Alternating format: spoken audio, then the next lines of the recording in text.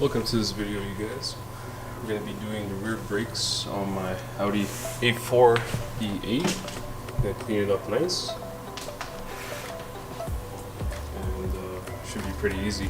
The first thing I did was I removed the setting screw first because it's either make it or break it kind of point, because it's one bolt that is always seized and hard to remove.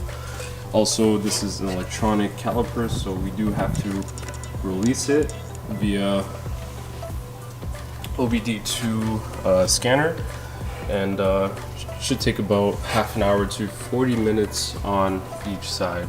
All we gotta do is just hit open and make sure your parking brake is disengaged and just say yes.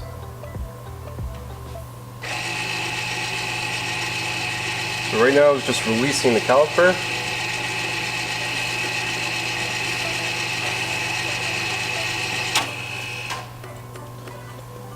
Now we're ready to work. Welcome to this video. It's your boy AdamRidwan. We are going to be changing our pads and rotors on my 2010 Audi A4 V8. It's pretty straightforward. I removed the setting screw first because, like I said before, it's either a make it or break it point, because obviously it's going to take some time for you to drill that bolt out if it is seized. So all you got to do is pry the caliper, pry the brake pads using a crowbar, so it's easy to remove the caliper. There's two screws in the back, two 13 millimeter bolts in the back, and all you got to do is just unbolt it, throw the pads out. Make sure when you do put the calipers on the side, it's not pinching the brake hose, so make sure you secure it nice and snug.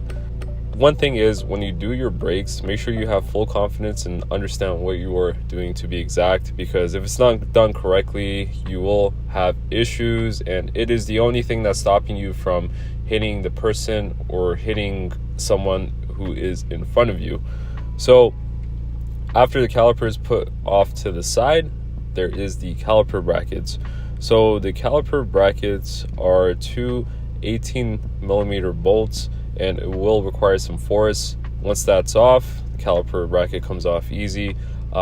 Take your time to clean the caliper bracket. Take your time to clean all the hardware that is required to reassemble the caliper and the caliper bracket, because it's very important, because it is exposed to the elements. Removing the rotors are somewhat difficult, only because it was stuck on in place. Make sure you put a bolt so it doesn't fly and hit you after hammering it many times.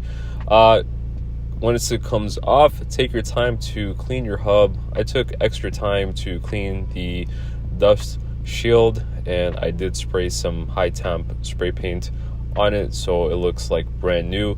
You could apply copper grease to the hub, so the next person who is taking a look into your vehicle, or if you do plan on changing the pads and rotors again, it's super easy. It will fall right into your lap.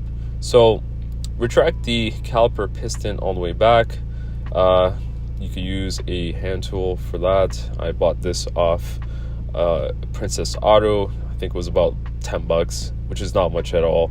So you just push it back into place and slap the new hardware on, put the new rotor on. And when you guys are doing this job, make sure you wear personal protective equipment, because breathing this stuff in is not good for you. So make sure that you guys have some sort of protection, eye protection, and you guys are doing this job carefully. And when you do torque everything into place, make sure you use some thread lock so the screws don't back out in the future. Apply a generous amount, throw the caliper bracket back in. You could torque the caliper bracket to 75 Newton meters of torque. Do it on both sides. It might be a little tricky to get that torque wrench in, but I'm sure you guys will figure that out. There's only one way of putting everything together. It is not hard whatsoever. And essentially, once everything is back in, make sure you hit close on the service mode, service settings. Repeat that process and take your car out for a quick test drive to make sure everything is okay. And that's essentially it. Super straightforward. If you guys have any questions, you're more than welcome to leave a comment down below, and I'll definitely see you guys on the next one.